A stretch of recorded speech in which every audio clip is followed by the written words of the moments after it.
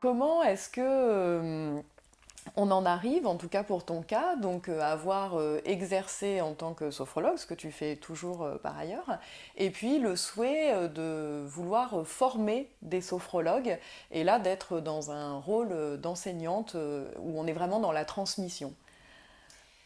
Oui, c'est une très bonne question. En fait, au départ, je dois bien avouer que ça n'était pas forcément quelque chose de prémédité de ma part. On m'a sollicité, pour tout dire, pour élaborer une formation Mhm, en sophrologie qui serait un petit peu différente de ce qui est proposé ailleurs. Bon, j'ai dit pourquoi pas. Et puis je me suis lancée dans l'aventure. La proposition que j'ai faite a fonctionné. Et j'ai réalisé au bout de quelques mois que c'était vraiment quelque chose qui me passionnait. Accompagner en individuel ou en groupe, oui, bien sûr. Mais je trouve qu'il y a dans la formation quelque chose de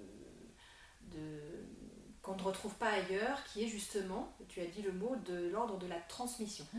Et c'est à ce moment-là que j'ai réalisé à quel point c'était quelque chose d'important pour moi. mhm, Euh, Accompagner, oui, mais transmettre encore plus. mhm, Donc voilà, je me suis lancée, comme je disais, ça a fonctionné et j'ai plus arrêté depuis. mhm. Et c'est vraiment, oui, passionnant de pouvoir permettre à des personnes à leur tour, de trouver quelque chose qui leur parle, Mhm, non seulement qui leur convient, mais finalement qui donne enfin un peu de sens mhm. dans leur vie, en tout cas professionnelle, Professionnel. à un moment donné où elles sont en train de perdre justement Mhm. ce sens. Et du coup, oui, j'en suis ravie. Mhm. Et alors justement, pour nous donner encore plus envie de, de connaître cette formation, etc., est-ce que tu peux nous en dire un petit peu plus sur ta pratique, Bien sûr. sur ton enseignement, en quoi il se différencie de ce qu'on va trouver dans d'autres formations de sophologie? Est-ce que toi, tu as envie, euh, comment toi, tu as envie d'enseigner? Qu'est-ce que tu as envie d'apporter et qui t'est propre, qui t'est spécifique? Alors, ce qui différencie cette formation, plusieurs éléments. D'abord peut-être son format, qui est en particulier sa durée. Elle se déroule sur environ 7 à 8 mois, cela dépend des cycles. Et elle est en effet un peu plus courte que ce qu'on trouve en général sur le marché, si je puis dire, où on a souvent affaire à des écoles qui proposent des formations, alors un an parfois, mais souvent 18 à 24 mois, Mhm. voire plus pour certaines. Euh, Ce qui différencie aussi ma formation, c'est que je transmets deux courants de sophrologie. Je l'ai évoqué tout à l'heure, il y a plusieurs écoles de sophrologie. Quand je dis école, c'est école de pensée, hein, pas uniquement école concrète. Alors on connaît souvent une des plus médiatisées entre guillemets, qui est la sophrologie caïcédienne, du nom de l'inventeur de la sophrologie Alfonso Caicedo. Voilà, mais il faut savoir qu'il y a d'autres courants qui se sont développés à sa suite. Plus ou moins en lien avec la sophrologie caïcédienne d'ailleurs.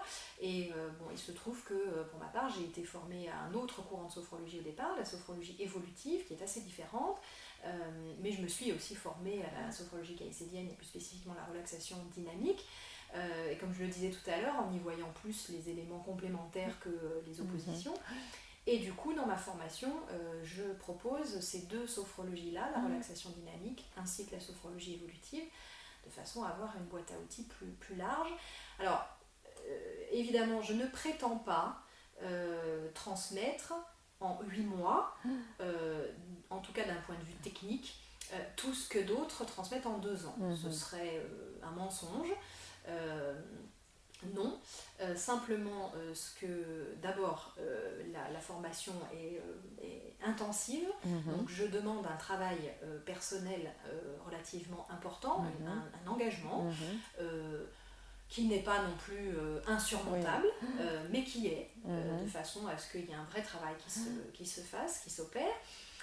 Et puis, en tout cas, en ce qui concerne la relaxation dynamique, je ne m'étendrai pas sur les détails, mais il y a plusieurs degrés dans cette relaxation.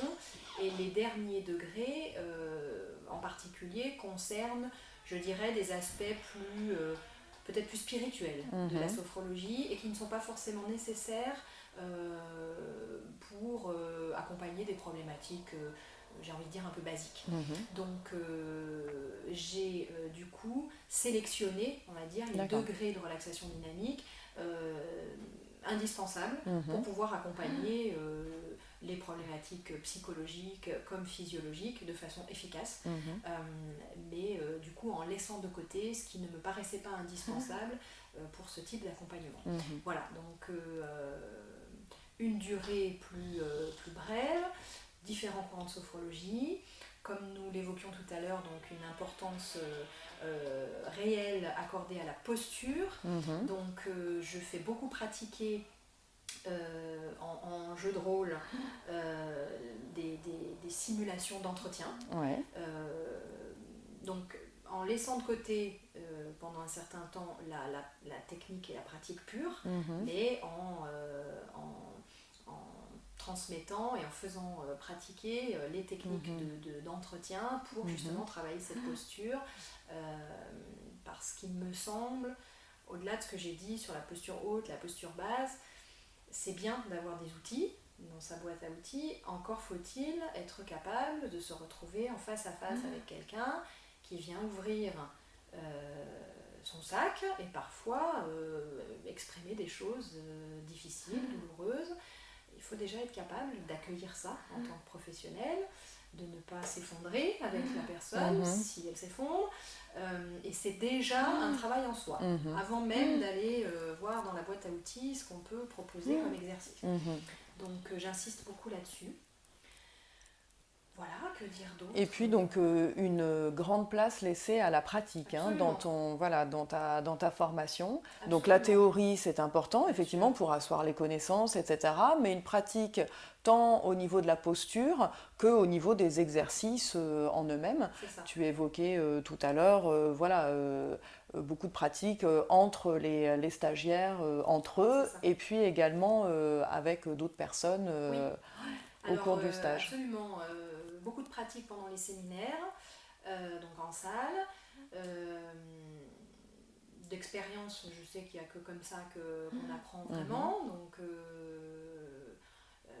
assez rapidement les étudiants sont invités à pratiquer l'ensemble des exercices qui sont proposés. Par ailleurs, donc, je propose des téléconférences pendant la formation, téléconférences donc par définition à distance et par téléphone, pendant lesquelles là évidemment on ne va pas pratiquer. Et justement, ces espaces me permettent de transmettre des aspects plus théoriques et du coup de dégager de l'espace pendant les séminaires pour laisser la place à cette fameuse pratique. Et puis pratique aussi en dehors de la formation. En effet, où là, dès la fin du premier séminaire, j'invite ardemment les étudiants à mettre en pratique avec ce qu'on appelle entre nous des cobayes, les exercices donc qu'ils viennent d'apprendre. Alors, dans un premier temps, dans la première partie de la formation, qui est plus axée vers l'accompagnement, vers la relaxation de groupe, j'invite les étudiants à constituer des petits groupes de relaxation qu'ils vont donc guider pendant quelques séances. Et puis dans la deuxième partie de la formation, là on s'intéresse beaucoup plus à la relation en face à face, en tête à tête, donc à deux, où je demande que les étudiants accompagnent au moins 2 personnes en dehors de la formation. Les expériences qu'ils réalisent en accompagnant des groupes puis des individus doivent faire l'objet de la rédaction d'un mémoire qui m'est ensuite remis et qui va compter dans les épreuves de certification pour ceux qui voudront passer la certification. D'accord. Donc voilà, alors souvent les gens sont un peu déstabilisés quand après à peine 3 jours de séminaire, je leur demande de constituer les groupes et puis d'y aller. je l'ai vécu aussi, et c'est vrai que c'est un peu déstabilisant. Certains doivent se dire cette femme est folle, mais là aussi d'expérience, je sais que c'est le meilleur moyen pour, pour se jeter à l'eau, pour gagner en confiance, pour se confronter à la réalité et pour apprendre.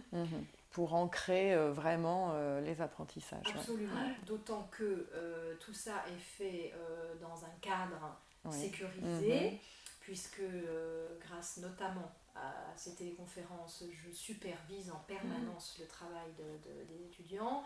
Ils ne sont pas lâchés dans la nature. Et je sais aussi, de par mon expérience professionnelle, que les erreurs qui peuvent être commises n'ont pas d'impact majeur. Voilà. Ou en tout cas, comme je suis là en supervision, peuvent être corrigées très rapidement. Et en général, les erreurs qui peuvent être commises ne le sont plus. Parce que elles sont formatrices. Quand on s'est trompé une fois, surtout dans de la pratique comme ça, on ne le refait plus. Donc voilà, ça fonctionne effectivement très bien.